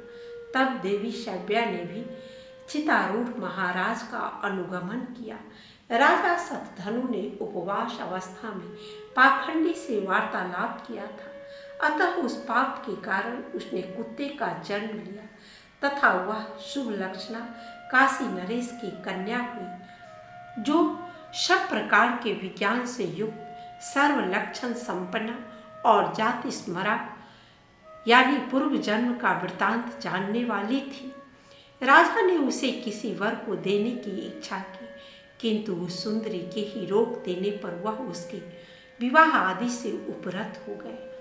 तब उसने दिव्य दृष्टि से अपने पति को श्वान हुआ जान विदिशा नामक नगर में जाकर उसे वहां कुत्ते की अवस्था में देखा। अपने महाभाग पति को श्वान रूप में देखकर उस सुंदरी ने उसे सत्कार पूर्वक अति उत्तम भोजन कराया। उसके दिए हुए उस अति मधुर और इच्छित अन्न को खाकर वह अपनी जाति के अनुकूल नाना प्रकार की चाटुता प्रदर्शित करने लगा। उसकी चाटुता करने से अत्यंत संकुचित हो उस बालिका ने कुत्सित योनि में उत्पन्न हुई उस अपने प्रेतम को प्रणाम कर उससे इस प्रकार कहा, महाराज, आप अपनी उस उदारता का स्मरण कीजिए जिसके कारण आज आप स्वान योनि को प्राप्त होकर मेरे चाटुकार हुए हैं। हे प्रभु, क्या आपको यह स्मरण नहीं है कि तीर्थ स्नान के अनंतर पाखंडी से वार्तालाप करने के कारण ही आपको यह कुत्सित योनि मिली है? श्री पराशर जी बोले, काशीराज सुता द्वारा इस प्रकार स्मरण कराए जाने पर उसने बहुत देर तक अपने पूर्व जन्म का चिंतन किया। तब उसे अति दुर्लभ निर्वेद प्राप्त हुआ। उसने अति उदास चित्त से नगर के बाहर प्राण त्याग दिया और फिर श्रृंगाल योनि में जन्म लिया। तब काशीराज कन्या दिव्य दृष्टि से उसे दूसरे जन्म में श्रृंगाल हुआ जान उसे देखने के लिए कोलाहल पर्वत पर गई। वहां भी अपने पति को श्रृंगाल योनि में उत्पन्न हुआ देख वह सुंदरी राजकन्या उससे बोली, हे राजेंद्र, स्वान योनि में जन्म लेने पर मैंने आपसे जो पाखंड से वार्तालाप विषयक पूर्व जन्म का वृतांत कहा था, क्या वह आपको स्मरण है? तब सत्यनिष्ठों में श्रेष्ठ राजा शतधनु ने उसके इस प्रकार कहने पर सारा सत्य वृतांत जानकर निराहार रह वन में अपना शरीर छोड़ दिया। फिर वह एक भेड़िया हुआ। उस समय भी अनिंदिता राजकन्या ने उस निर्जन वन में जाकर अपने पति को उसके पूर्व जन्म का वृतांत स्मरण कराया। उसने कहा, हे महाभाग, तुम भेड़िया नहीं हो, तुम राजा शतधनु हो। तुम अपने पूर्व जन्मों में कर्मशः कुक्कुर और श्रृंगाल होकर अब भेड़िया हुए हो। इस प्रकार उसके स्मरण कराने पर राजा ने जब भेड़िए के शरीर को छोड़ा तो गृध्र योनि में जन्म लिया। उस समय भी उसके निष्पाप भार्या ने उसे फिर बोध कराया, हे नरेंद्र, तुम अपने स्वरूप का स्मरण करो, इन गृध्र चेष्टाओं को छोड़ो।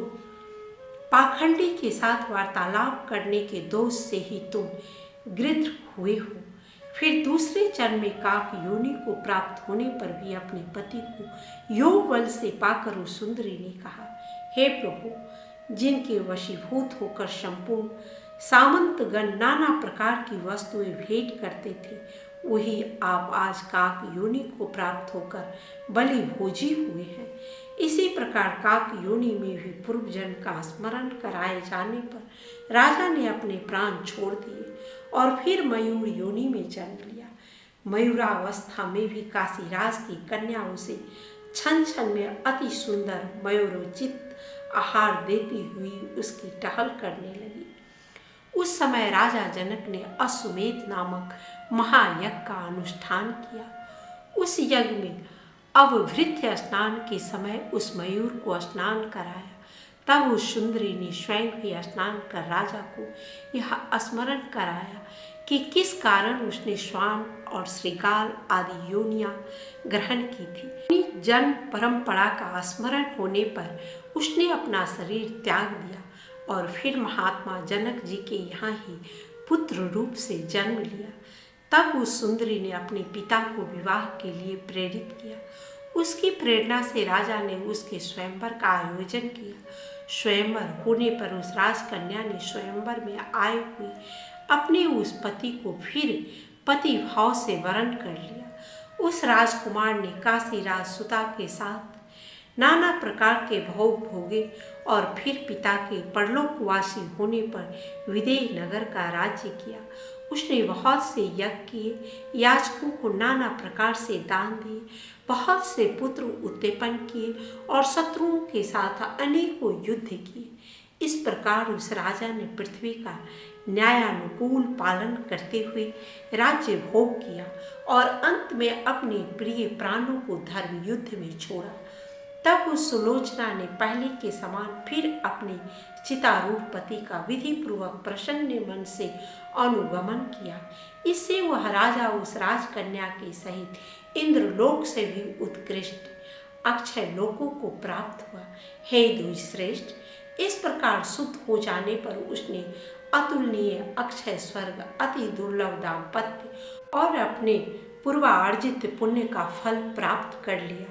हे द्विज, इस प्रकार मैंने तुमसे पाखंडी से संभाषण करने का दोष और अश्वमेध यज्ञ में स्नान करने का महात्म्य वर्णन कर दिया। इसलिए पाखंडी और पापाचारियों से कभी वार्तालाप और स्पर्श न करें। विशेषतः नित्य नैमित्तिक कर्मों के समय और जो यज्ञ आदि क्रियाओं के लिए दीक्षित हो उसे तो उनका संसर्ग त्यागना अत्यंत आवश्यक है। जिसके घर में 1 मास तक नित्य कर्मों का अनुष्ठान न हुआ हो उसको देख लेने पर बुद्धिमान मनुष्य सूर्य का दर्शन करे। फिर जिन्होंने वेद त्रय का सर्वथा त्याग कर दिया है तथा जो पाखंडियों का अन्न खाते और वैदिक मत का विरोध करते हैं उन पापात्माओं के दर्शनादि करने पर तो कहना ही क्या है। इन दुराचारी पाखंडियों के साथ वार्तालाप करने, संपर्क रखने और उठने बैठने में महान पाप होता है। इसलिए इन सब बातों का त्याग करें। पाखंडी, विकर्मी, विडाल, व्रत वाले, दुष्ट, स्वार्थी और बगुला भक्त लोगों का वाणी से भी आदर न करें। इन पाखंडी, दुराचारी और अति पापियों का संसर्ग दूर से ही त्यागने योग्य है। इसलिए इनका सर्वदा त्याग करें। इस प्रकार मैंने तुमसे नखों की व्याख्या की, जिनके दर्शन मात्र से श्राद्ध नष्ट हो जाता है और जिनके साथ संभाषण करने से मनुष्य का 1 दिन का पुण्य छिन्न हो जाता है। ये पाखंडी बड़े पापी होते हैं। बुद्धिमान पुरुष इनसे कभी संभाषण न करें। इनके साथ संभाषण करने से उस दिन का पुण्य नष्ट हो जाता है। जो बिना कारण ही जटा धारण करते अथवा मुड़ मुड़वाते हैं, देवता, अतिथि आदि को भोजन कराए बिना स्वयं ही भोजन कर लेते हैं, सब प्रकार से शौचहीन है तथा जलदान और पितृपिंड आदि से भी बहिष्कृत है। उन लोगों से वार्तालाप करने से भी लोग नरक में जाते हैं।